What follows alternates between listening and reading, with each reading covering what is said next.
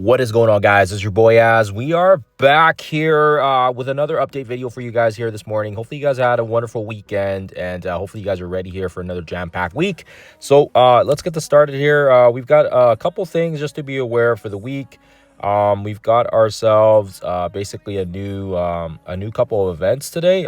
There's a new strike pass. It says battle pass there, but whoever's doing the blog just can't seem to get their ducks in a row. Yeah, it should be a new strike pass and not a battle pass. So yeah, they keep flopping it back and forth, which is really weird.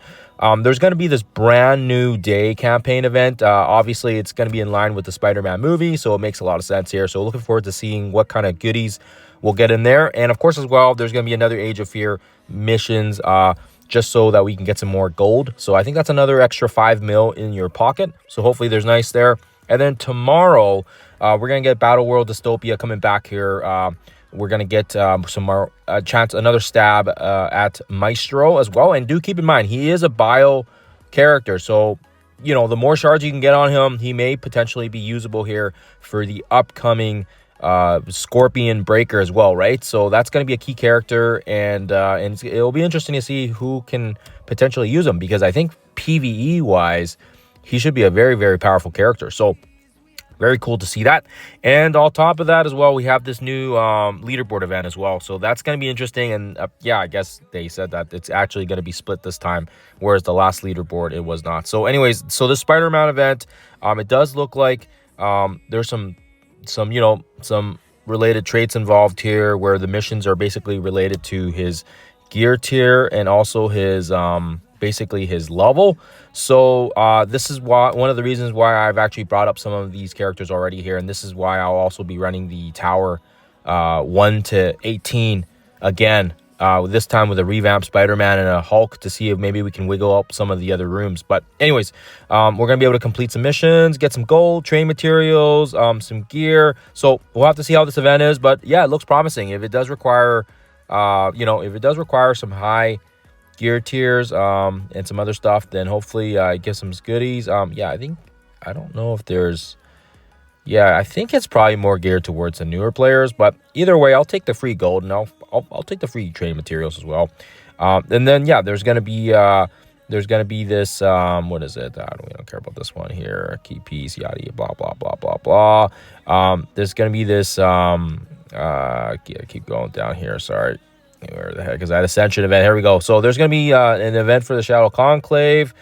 Yeah, they've been basically a flop. Like, we didn't really need to use them for the Surfer Breaker, and now we're finding out that the Shadow Conclave are basically useless, sort of, kind of, in the tower with Blade as well. The Omen have had some really crazy values. So yeah, the Shadow Conclave have just been a big fat disappointment. So I'm glad I didn't tier 20 anybody else besides my Thanos.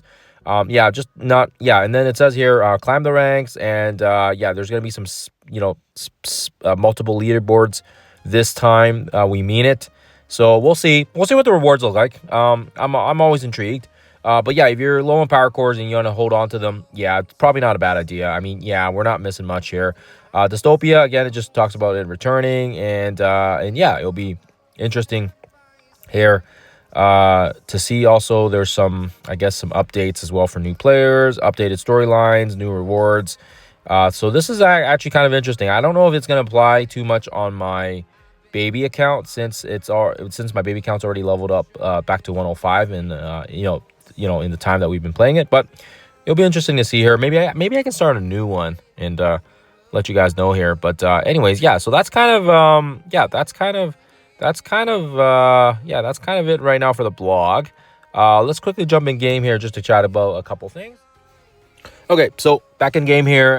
Just remember, there's still some time here to get these Rumble Orbs from the arena. So just make sure you guys are partaking and participating and getting as much as you can here. We've basically maintained the top 20 for the past week or so. So yeah, these are really good orbs here. We'll see what Our Lady Luck brings. But yeah, this is good because we get a couple of the nebulizers, and of course as well some G20 pieces as well, which is good for the, making your characters G20.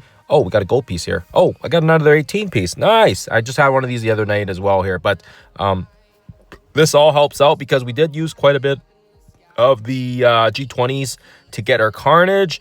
And of course, as well, like I said, getting some G21s in here is going to be nice here. Now you can kind of see we've already we've actually I've been keeping a tally of it, but we've actually built up like I think more than 40 some pieces now of G20s between the two hyprophages and the nebulizers.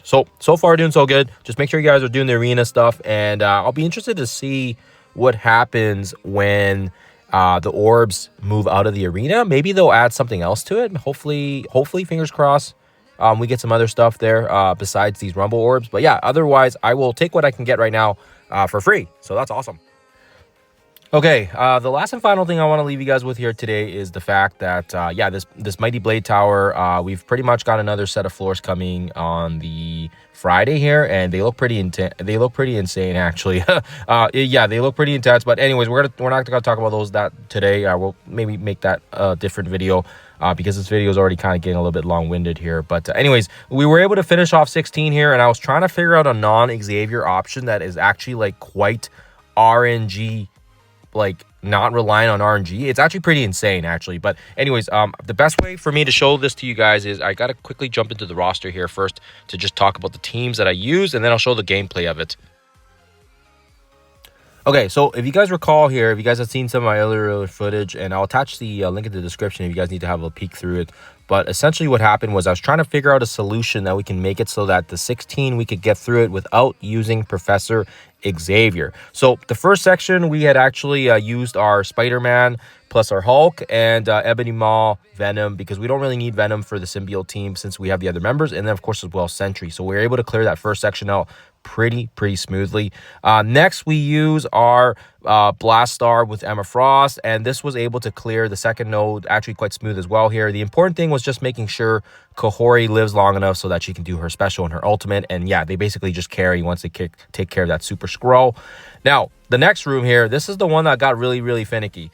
This is the one where I had to figure out a way to get through it without using Jeff, and I'll have to see if I can get the gameplay of it. But unfortunately, yeah, they took a lot of resets, and I don't know if I want to go through it again.